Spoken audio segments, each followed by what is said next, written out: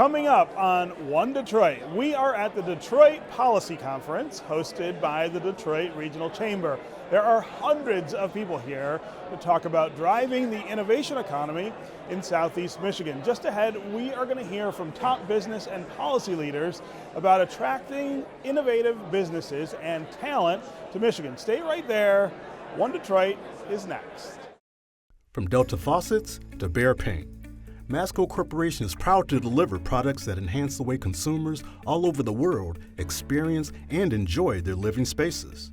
Masco, serving Michigan communities since 1929.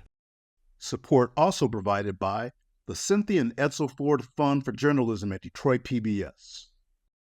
DTE Foundation is a proud sponsor of Detroit PBS. Among the state's largest foundations committed to Michigan-focused giving, we support organizations that are doing exceptional work in our state. Learn more at dtefoundation.com.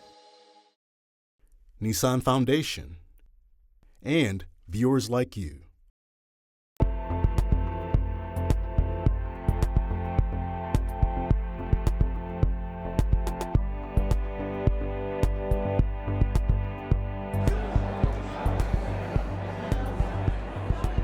Hey, I'm Stephen Henderson. And I am Zoe Clark. One Detroit is coming to you this week from the Detroit Regional Chamber's Detroit Policy Conference at the Motor City Casino. This year's conference theme is driving the innovation economy. How can Michigan stand out in a competitive world where new technologies are growing at rapid speed? The conversation's focused on attracting and growing startups, high-tech companies, investment, and talent. I had a chance to sit down with Richard Florida. He's founder of the Creative Class Group and the world's leading urbanist. We talked about his new report on possibilities for the region's innovation economy. Tell me about this new report, Ann Arbor, Detroit Innovation Corridor. Well, I'm so lucky, Zoe, that the folks here at the Detroit Chamber, at the University of Michigan, in the mayor's office, said, I'd been pushing this for a while, gently, yes, saying there's Ann Arbor with this spectacular research university, Detroit, which is kind of the symbol of a city that's rebuilt itself, and they came and said, would you do this report? And I was like, yeah. You're like, I'd be like, there's nothing I'd rather do. So yeah. What I did, probably for the past 6 months, is really try to enumerate the assets and sort of look at the playing field. What I found is when you look at other innovation economies, the Bay Area, the Boston area, the Research Triangle, Austin, or you look overseas, London, Stockholm, Berlin, Toronto, it stacks up really well, but it's not organized. And I talk about this in the report. Yeah. 20 billion in corporate research and development, like 4th or 5th in the nation. 3 billion in university research and development, 3rd in the nation. Labeled this area as one of the best emerging, or the best emerging startup ecosystem. And because of affordability, Bay Area's gotten expensive, New York's crazy expensive, even Austin and Miami, affordable quality of life. And then the idea is, how do you pull it together and don't have, the business community in Detroit, in the center city, and then a college town. And here's the rub. When I looked at this, I should have known it, but it's not just having everyone says, well, you need a great research university like Stanford. You need a great research university like MIT. You need a great research university like Michigan or Michigan State.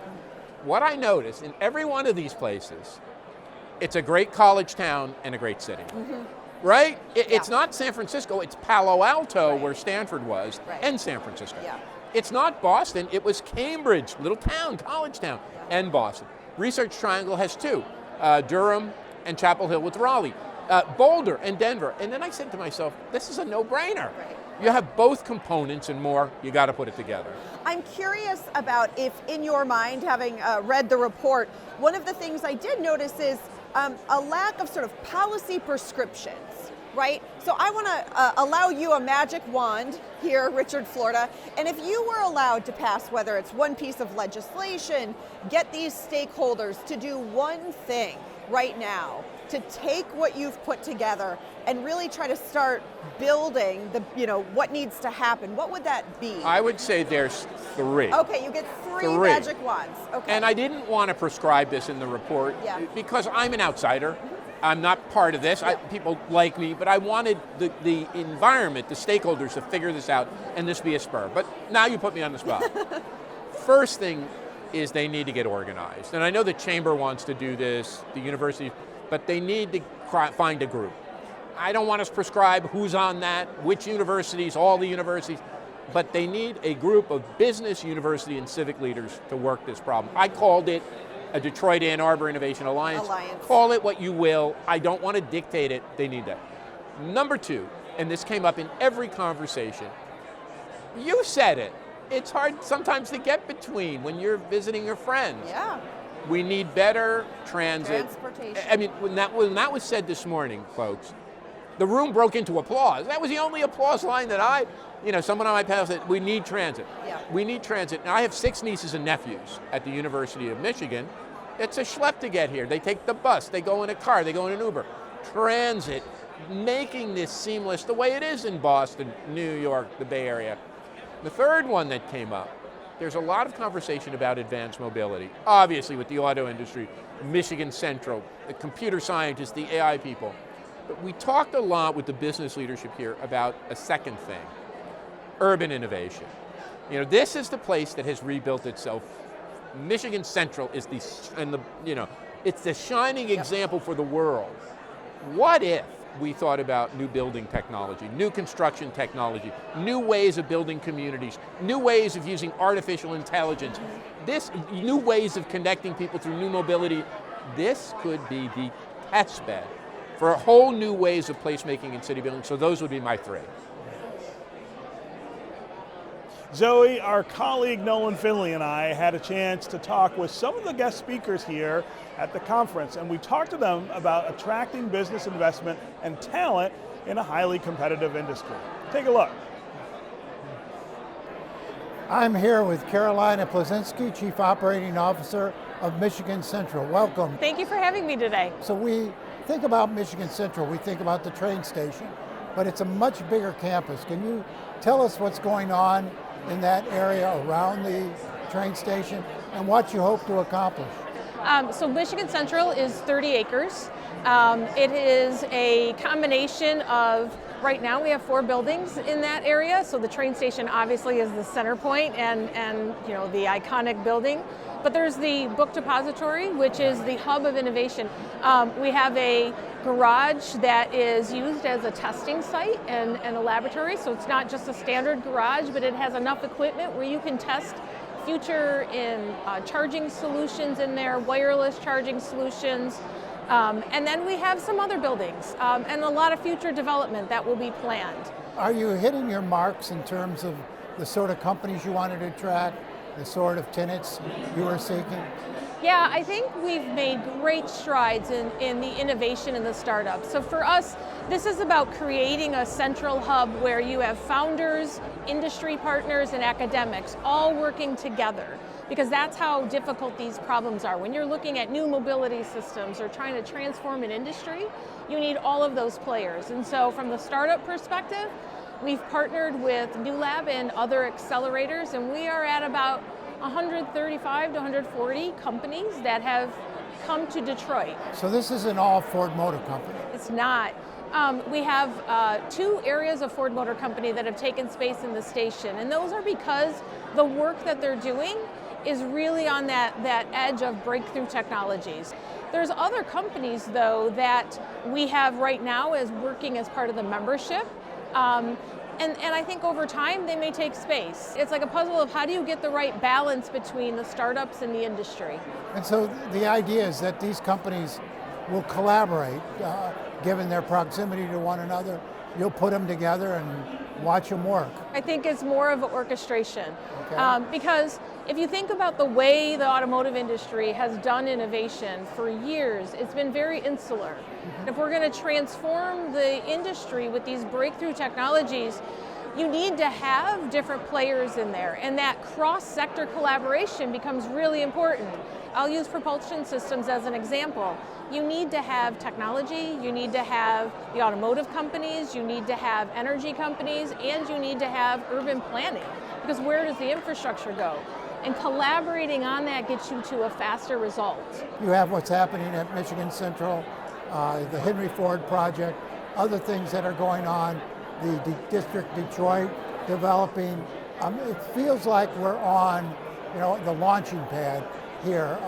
What do we need next to fill in all this infrastructure? Yeah, we have great momentum. I think what's happening is that the ecosystem is fragile, and we have to work together as a local ecosystem and find those partnerships. From a policy standpoint, what do we need? So there's some gaps. If I think about the tools that the state has had to date, they're for large battery plants or larger companies. And so they've been helping us with smaller grants to attract the startups here and to keep the startups here. And so we've been working to kind of close those gaps, identify them with our state partners, but together I think is where we can drive that policy change. So give us some examples of the type of work that's going on at that Michigan Central campus that we might not notice as we drive by. Sure. I mean, we have amazing startups. Today at the policy conference, Darren Riley was talking about he's doing air quality testing and putting sensors out there around using the data to be able to anticipate, air quality issues. We have companies that are building the first electric ATVs. We have companies that are building RVs that are electric and they're modular inside, and now those companies came here and have grown tremendously. So is the idea that we'll get these startups here, get them going, give them the nurturing they need, and then they'll go off and create big companies with lots of maybe employees. take space in the station. We have a company that we have a warehouse now. They took 12,000 square feet in a warehouse because they needed bigger manufacturing space. And so that's the collaboration we do with the city, is like, we need to find them space to keep them here and help them grow. Do you also connect them with investors? We are. That is another probably gap in our ecosystem, is the capital for these companies. And so we've been working with venture capital firms, inviting them in. We have about 21 of them that sit within our ecosystem now, but really inviting others to come in and encouraging them to invest here and to locate here. So look out a decade and tell me what you see on that campus. I think you'll start to see the rhythm, the flywheel going. I think we'll see the academic institutions partnering differently, research coming out of those institutions, that applied research that turns into technology and technology transfers. I think you'll see big partnerships across companies that you've never seen before, and hopefully we will not seize the future of mobility to anybody else. It should stay in Detroit. So I'm here with Johnnie and Alexa Turnage, the founders of Black Tech Saturdays. Welcome to One Detroit. Thank you. And welcome to the Detroit Policy Conference. You guys just got off stage where you talked about all of this excitement at Michigan Central and the book depository where you did it. But let's start with the idea for Black Tech Saturdays. Where's it come from, and what's the idea? Yeah. So Black Tech Saturdays, we had a very organic beginning. It was really, in the beginning, me and another tech founder just getting together on Saturdays to work with each other, and then people would have questions, and we were like, you know what? Instead of being here for 6-7 hours, why don't we just open this up and see? At the time, we thought we'd be like maybe a cool safe space, a few nerdy like blurs, and the very first BTS let us know, I was like, this is different. We had investors we had never met show up, people who were in tech that we were like, oh, we didn't know y'all existed, organizations, someone from the DOD, and we're like, all right, I think we need some more arms around this. And the way we like to describe what the idea is, in 2023, it was building a safe space, and we did a lot of listening to what the community needed. We saw tech founders, tech talent, and tech curious people like, actually, I want to know more about the stuff. I'm trying to break into this industry. And 2024, we had an amazing year movement. We went to 6 states. Everywhere. Right, everywhere. And then I'm like, there's a lot of people. To date, we've had 19,000 people come out. Is that and right? This is our year that we understand it's not only important that we continue to help and coach entrepreneurs, but creating pipelines to more procurement opportunities, more contracts. It is about dollars in the pocket, not just for entrepreneurs, but for talent. We have some amazing people upskilling, and we've seen people who are like, they just graduated from college, and from being a greeter, volunteering with BTS, they got that paid internship, and now they have a full-time job. We've seen people go from making $16 an hour to $85K, and it's really about how do you build the kind of community that Black and brown and underrepresented communities need to thrive in tech as Michigan becomes this new tech hub. Yeah. I mean, a lot of people would say, why do we need something like this in the early part of the 21st century, right? I always get people asking, well, things are a lot better for African Americans than they used to be, but there are still real hurdles and real barriers. And just that feeling of, I know a place where I can go and be myself and fit in and get connected to other people like me, that's really important.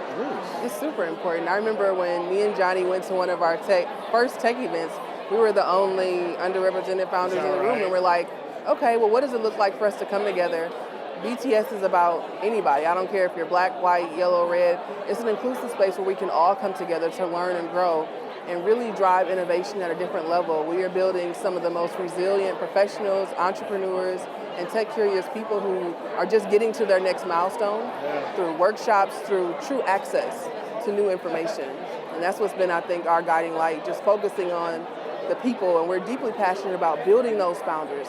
The storm of entrepreneurship is real, and we're like, how can we ground them and surround them with this community that can really help them to grow? Yeah. If I could plus one that though, I mean, while we're further into the future and we've come a long way, black people only represent 7% of the tech industry. We get less than 1% of VC capital.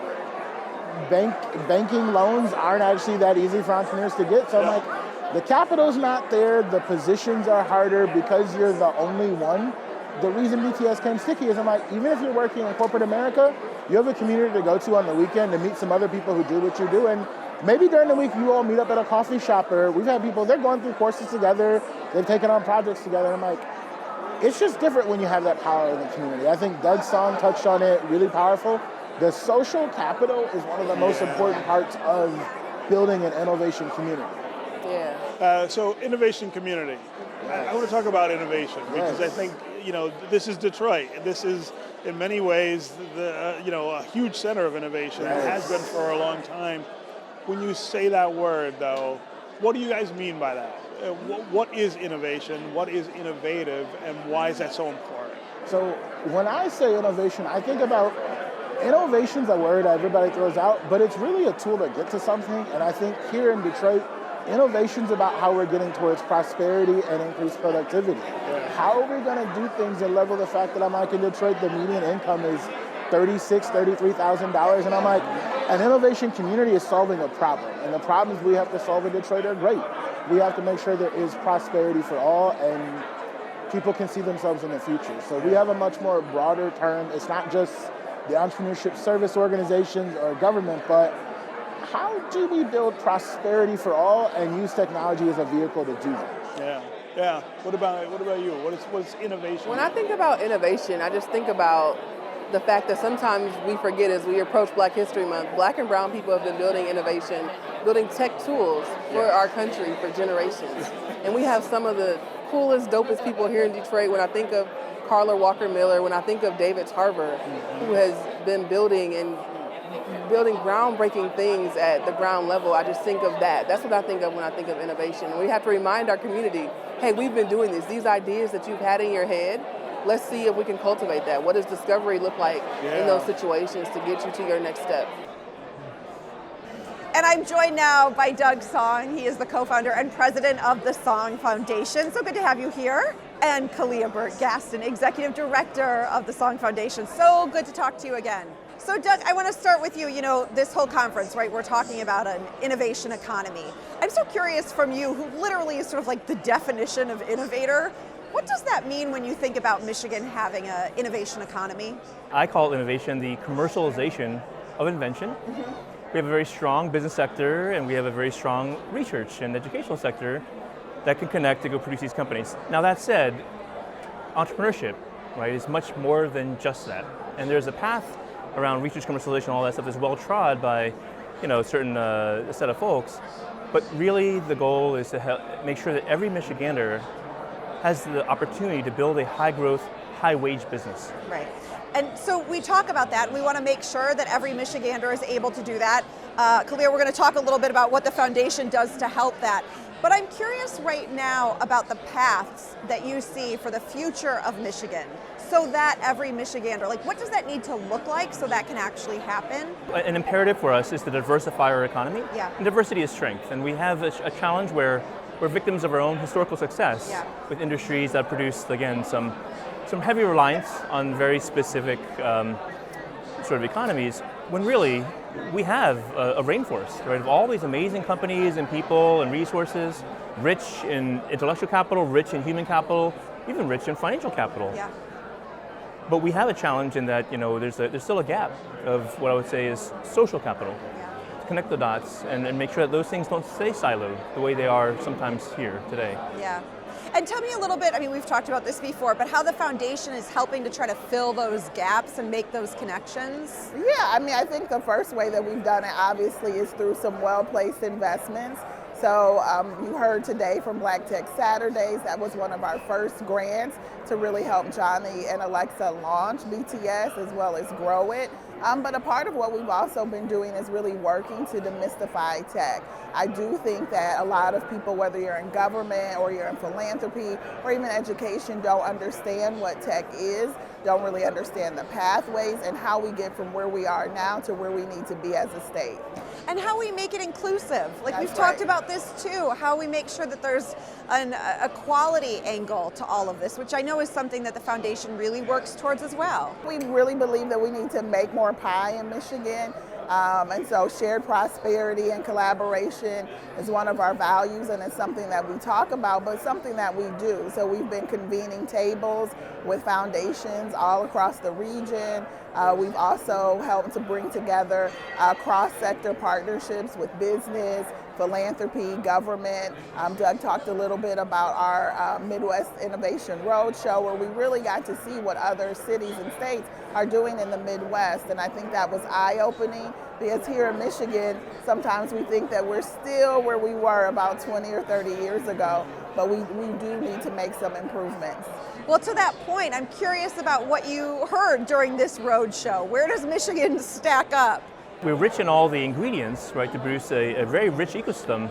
But again, there are inefficiencies and gaps, Yeah. and some of them are historical. Part of that, I think, is kind of, again, a continued sort of focus on kind of a top-down sort of approach, where innovation ecosystems require community. And the secret ingredient behind almost any working and vibrant innovation ecosystem is a vibrant community at the center of that, where there's investments in people, in relationships, in the networks that actually bring people together. Because technology is not its own sector. Actually, technology is every sector, right? It's like electricity, right? It sort of powers everything that we do in almost every area of our lives these days. And if we don't take the time to enable folks, right, to be able to wield those tools, right, of change and of opportunity, then technology will shape society instead of vice versa. And we need technology to work for people. We need an economy that works for people. So you said sort of top down. Do you think folks at the top understand or hear that message that community does need to be more involved? I think a part of it is really helping to bring people together that otherwise wouldn't be in rooms together, right? And so you have community leaders, you have business leaders, you have investors who are all talking, whether that's sharing a meal together or going over a trip. I think that's really important, and that's some of the social capital and social networking that doesn't happen as much as we need it to here in Metro Detroit.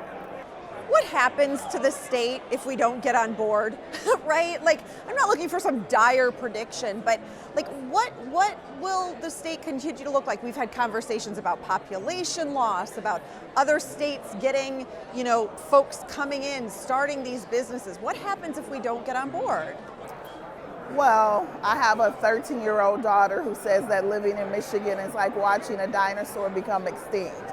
So that was like a dagger, right, in my heart, right, as a mother who wants her to stay here and, raise a family. But I just joined a board, and they said that right now the economic indicator was that we needed 60% of Michiganders to have some sort of post-secondary degree. Right now, if you look at the economic and educational indicators, that's 72%. And it's growing every day because our economic indicators like income and wealth continue to decline. So that's where we are as a state. And I think that, unfortunately, people don't really see that data, they don't really embrace it, and more importantly, they don't understand the strategies that will help us address it. I hate to paint too negative a picture or anything, but I'll just say, I've heard people talk about the unfortunate demise of Michigan at some point being because it's old and cold, right? If we can't figure out how to retain young people, well, we're not going to change the cold, But if we can't retain young people, they are literally our future. And again, we've seen demographics equal destiny in so many other parts of the world where, again, whether aging economies are struggling to actually care, right, for their populations the way that they need. We need to have our young people as invested in our future because we're invested in their success and their future. That'll do it for this week's special edition of One Detroit, coming to you from the Detroit Policy Conference at Motor City Casino. Thanks for watching. You can see more One Detroit stories, including an ongoing series on the future of work, at onedetroitpbs.org. And as always, you can connect with us anytime on social media. Take care, and we'll see you next time.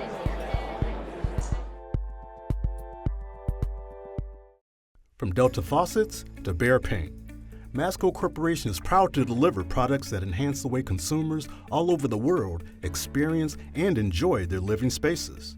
Masco, serving Michigan communities since 1929. Support also provided by the Cynthia and Edsel Ford Fund for Journalism at Detroit PBS. DTE Foundation is a proud sponsor of Detroit PBS. Among the state's largest foundations committed to Michigan-focused giving, we support organizations that are doing exceptional work in our state. Learn more at dtefoundation.com. Nissan Foundation, and viewers like you.